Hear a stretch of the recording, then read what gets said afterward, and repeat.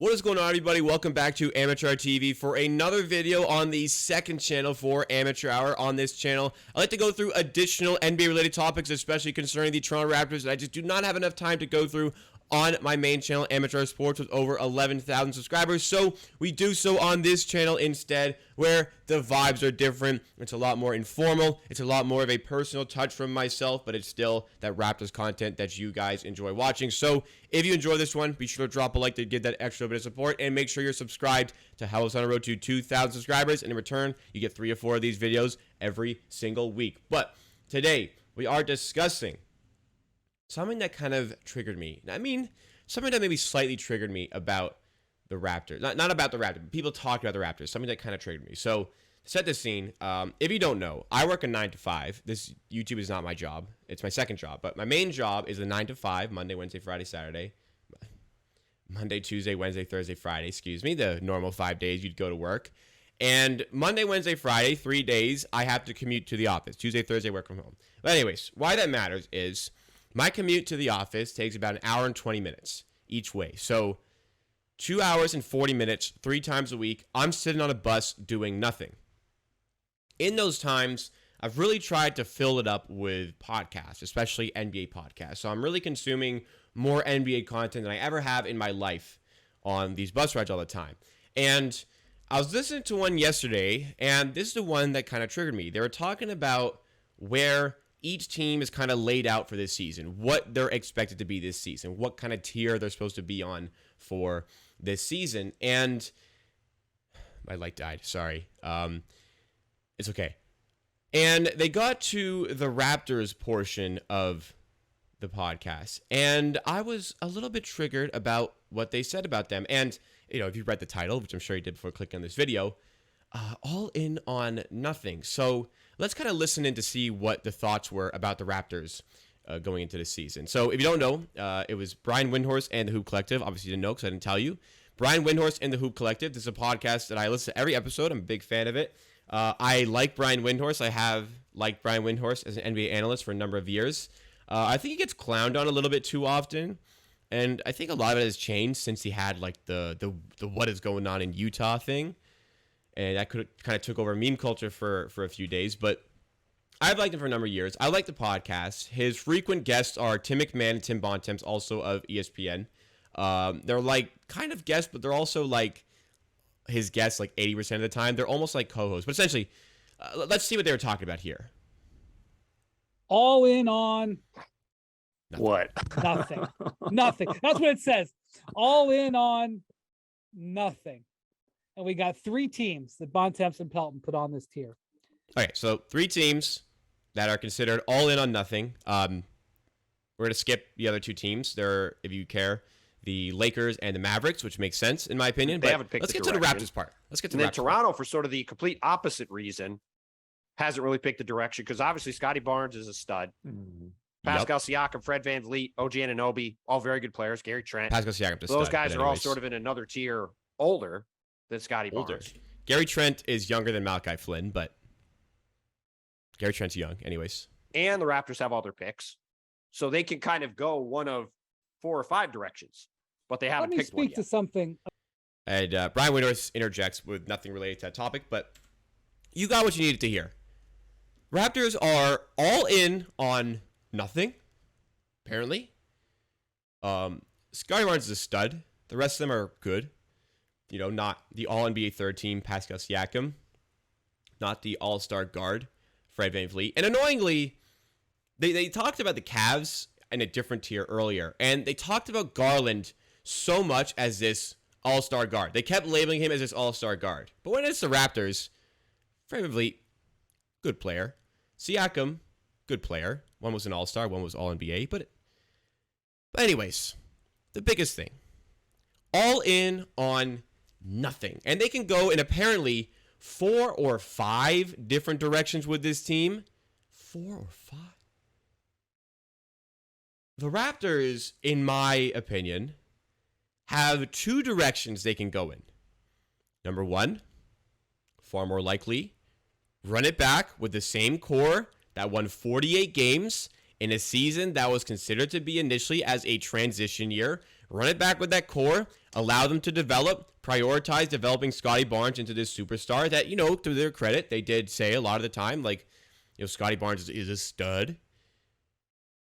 Develop those guys. Get even better. Challenge for a playoff position. Sneak out of a playoff series win. Maybe shock a couple of teams in the playoffs. Maybe get to the conference finals. Unlikely, but like in the realistic absolute ceiling, it's conference finals for the Raptors. I'd like to see them win a playoff series this year. And I think it's incredibly feasible to say they're going to be a top 6 seed in the Eastern Conference. I have them as 5th. But in any case, other than that one direction, the second direction I have, trade a lot of assets for a player like Kevin Durant, try to go win a championship. Go all out to win a championship by trading for a superstar. Unlikely, but still a direction they can choose, given the fact they have all their assets, pretty much all their picks. And that's 2 directions. 4 or 5 different directions. If the Raptors have 4 or 5 different directions, that would mean that one of the directions that he is alluding to here, Tim Bontemps, is that the Raptors can tank. One of the directions is that they can tank. And I'm like, 4 or 5? Like, I get it. It's ESPN. These guys likely watch the Raptors less than a handful of times to no times throughout the season. And, I understand that. I understand that as I'm listening to this. But 4 or 5 different directions, all in on nothing. Like, let me tell you something. This team is all in on their core. They are all in, especially on Scottie Barnes. And the showcase that they are all in on this core and all in on Scottie Barnes is that they refuse to trade any of the key pieces for Kevin Durant because they are so all in on this core. They are a team that is ascending, developing, that shocked a lot of people last year, including Raptors fans with 48 wins, and they're going to continue to get better over the course of this season. So the direction is they're going to hold what they have and continue to prioritize the development of these individuals and also this core, this young core, might I say as well, as a collective. And that worked so well last season. Let's run it back and keep going. And this is what really upsets me. You know what? This really maybe did trigger more than I thought. What it has really annoyed me over the last 14 months is this notion from Raptors fans as well that you're either tanking and trying to get the first overall pick in the draft, or you are one of the best teams in the NBA and a legitimate title contender. You're either one or the other. So if you're not a title contender, you're not going to win a championship that year, which the Raptors are not. Like, they're not good enough to do it this year. So if you're not that, well, just go tank. Just go get the best player in the draft if you can. Like, you are allowed to be good. You are allowed to be good. Good to great, let's say, for the Raptors. That's fine. You're allowed to be good. You're allowed to be a playoff team and not win a championship. You are allowed to do that. You are allowed to get better by being a good team, promote a winning culture, and not win an NBA championship. Now, there's some things that are not okay, like purgatory, and the Utah Jazz are a great example. Being good to great every year for a number of years without any changes, that is not okay. So the Utah Jazz running it back with the same core every year, failing in the playoffs every year, never even coming close to an NBA championship every year is not okay. And that's the team that rinses it, tanks, starts over. And that's what they did this season. A couple years too late before really going all in. Well, they never went all in. That was the thing. They never went all in on a championship. They got to the ceiling that their core could get to and didn't make the big trade to change that. The Atlanta Hawks in this offseason have recognized that they're at their natural ceiling, and they made the big trade for DeJounte Murray to try to just get to a new level. Now, when you make that trade, it should be for somebody better than DeJounte Murray, as good of a player as he is, as much as I respect this player, should be a better player than that.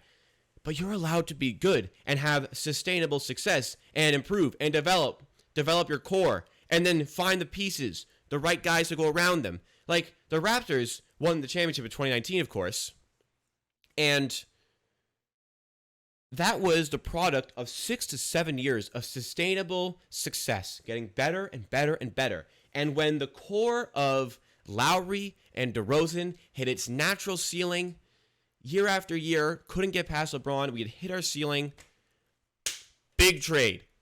Lose DeRozan, one of your best players, and get an even better player that could take you to the next level with Kawhi Leonard, which he did as the Raptors won an NBA championship. That doesn't happen overnight.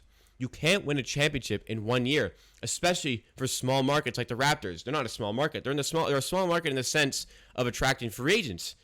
The best free agents the Raptors have ever signed in like franchise history of guys who left their current team after their contract ended to join the Raptors are like Damari Carroll, who was a failure, and like Otto Porter Jr., who we got this summer.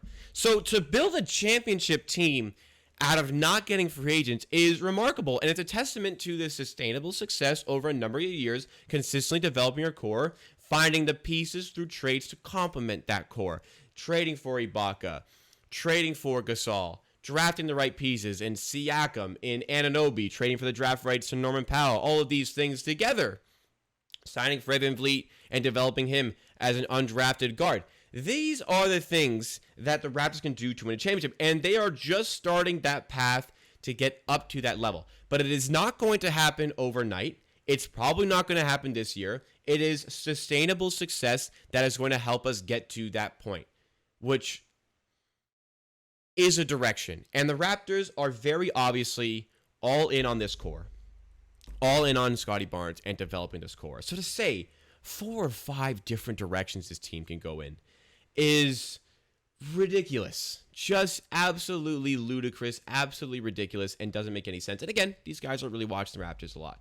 But Raptors fans, which you need to understand, it is okay to be good. It is okay to be a good team to a certain point. We are just getting started here.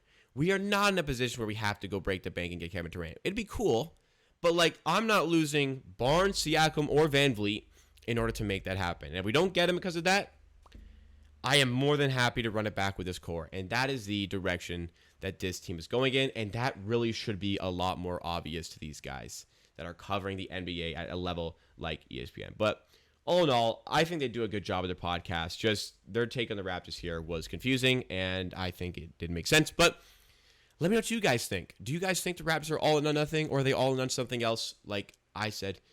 What's your opinion?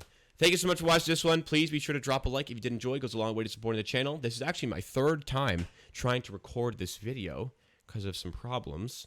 Sorry the light went out. It's just like a stick, and it died. So black and white background. It's okay. If you did enjoy, nonetheless, be sure to subscribe to this channel. I promise sometimes they're better than this. And I'll see you again next time for another video on Amateur Hour TV.